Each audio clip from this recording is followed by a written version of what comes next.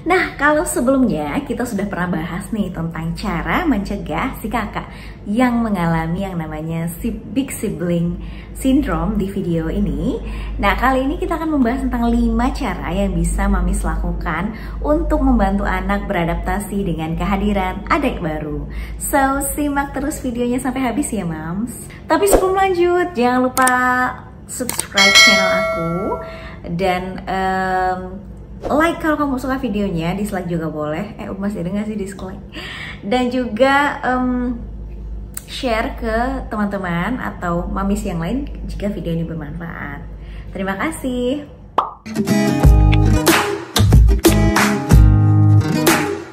Hai Moms, welcome to Almir's channel. Terima kasih sudah klik video ini sesuai dengan judulnya dan thumbnailnya. Kali ini kita akan membahas tentang cara-cara apa saja yang bisa kita lakukan untuk membantu proses adaptasi kakak dengan kehadiran adik baru untuk mengurangi yang namanya drama big sibling rivalry syndrome ya, Mams. Yang pertama adalah dengan membuat anak menjadi pahlawan di mata bayi dan dalam anggapan si anak juga gitu ya.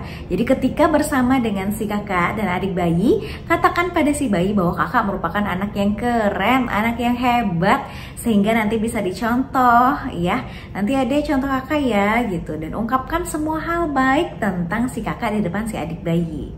Sering-seringlah memuji si kakak, apalagi saat dia mau nih membantu merawat adik bayinya ya.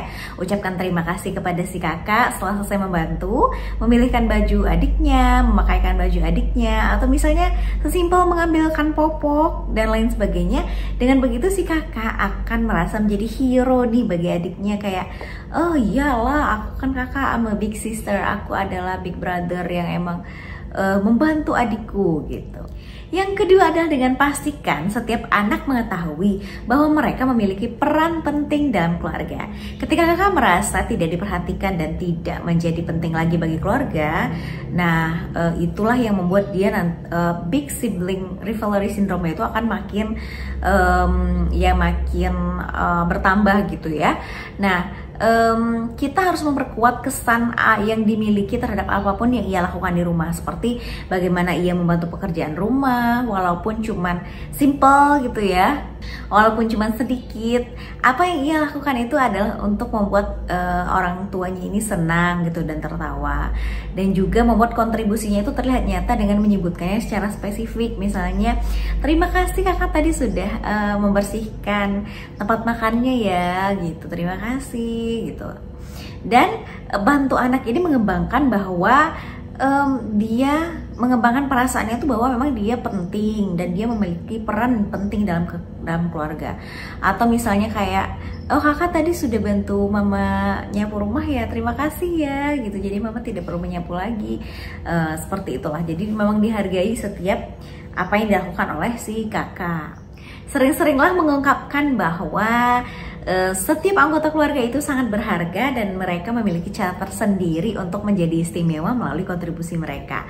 Jadi keluarga itu juga membutuhkan mereka, anak-anak ini, untuk menjadi utuh gitu. Komunikasikan bahwa anak akan mendapat peran spesial yang sangat penting di keluarga. Selanjutnya adalah jangan meminta anak untuk bersikap sebagai anak gede karena belum waktunya.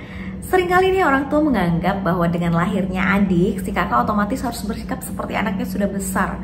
Kamu udah gede gitu ya, dan ngalah dong sama adiknya. Kadang itu tuh yang paling sering kan dilakukan oleh ya mungkin kita ya sebagai orang tua gitu. Nah, ini kesalahan yang memang kita sebaiknya perbaiki, Mams. Misalnya nih si kakak malam-malam kebangun terus ingin dipeluk sama mamanya gitu, jangan ragu untuk memberikannya pelukan. Nah, kalau misalnya nih mami atau bunda tidak bisa melakukan hal tersebut karena memang misalnya lagi menyusui si adik bayi, nah biarkan ayah yang menenangkan si kakak sehingga ia kembali tertidur. Bila dia merengek dan meminta perhatian lebih itu sih wajar ya, karena memang kan sedikit banyak pasti dia merasa tersaingi dengan kehadiran si bayi. Oleh karena itu, biarkan dia menjadi bayi juga nih sesekali tanpa perlu merasa malu atau rasa bersalah gitu ya. Jadi jangan bilang, kakak ini kan kakak udah gede, nggak boleh digendong lagi gitu-gitu.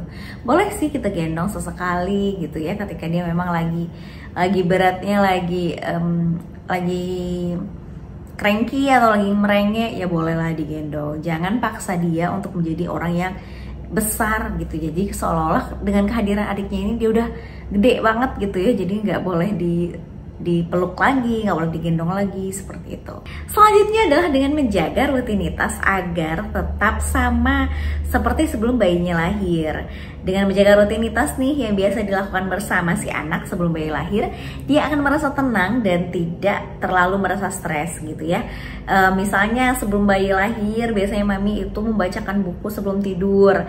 Nah, jangan ubah kebiasaan tersebut, jangan tinggalkan kebiasaan itu. Hal ini juga bisa menjadi quality time jadinya sama si kakak. Jadi ya disinilah ya penting-penting kolaborasi nih antara ibu dan ayah. Ketika misalnya maminya gak bisa, itu bisa dibantu dengan ayah seperti itu. Tapi usahakan sih kalau memang biasanya yang bacain buku sama mamanya gitu ya, kita usahakan memang ada prime time khusus lah bersama si kakak. Poin selanjutnya adalah izinkan anak untuk merasa sedih dan merasa marah. Anak yang lebih tua pastinya akan lebih bersedih karena kehilangan waktu eksklusifnya nih sama orang tua. Jadi tadinya jadi misalnya nih anak tunggal, kemudian dengan adanya bayi yang butuh perhatian lebih, dia itu jadi memang pasti ada sedikit perasaan sedih dan mungkin rasanya tuh kayak kok nggak ada yang sayang sih sama aku gitu ya. Nah bila dia nih mulai merengek, mulai rewel, peluk dia dan bersimpatilah dengan perasaannya gitu. Terima emosinya, tanyakan, oh kakak sedih kenapa? Kakak sedih ya karena karena mama gak bisa bacain buku, jadinya harus baca buku sama papa gitu. Atau kakak sedih ya karena mama gendong adik terus, maaf ya, seperti itu.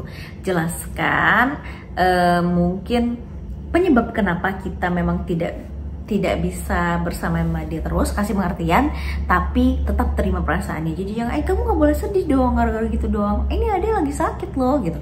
Jadi jangan salahkan perasaannya, tapi akui perasaannya gitu ya, itu hal yang wajar gitu. Atau memang karena maafkan ya, karena memang mama lagi perhatian sama adek karena adeknya lagi flu atau lagi sakit, kayak gitu deh. Kita bisa juga sambil mengingatkan dia lagi, kakak boleh marah tapi tidak boleh menyakiti ya gitu. Misalnya nih itu untuk mengurangi dampak misalnya dia tuh menyakiti adiknya gitu ya, atau mukulin adiknya atau nyubit adiknya karena dia ngerasa kok dia tidak diperhatikan, atau dia melakukan protes dengan tindakan yang negatif. Itu kita harus jelaskan juga pada dia, kita harus sayangin adik ya, sama-sama ya, mama juga masih sayang loh sama kakak. Oke mam, segitu dulu aja video kali ini. Kalau saya sih belum ada rencana nih ngasih adik buat mau zarazan. Gimana dengan mami? Apakah ada yang sedang mempersiapkan kelahiran anak kedua atau anak ketiga? Semoga persalinannya lancar dan semuanya juga lancar dan tidak mengalami yang namanya drama big sibling rivalry. Itu aja video kali ini. Terima kasih sudah menonton. Dah.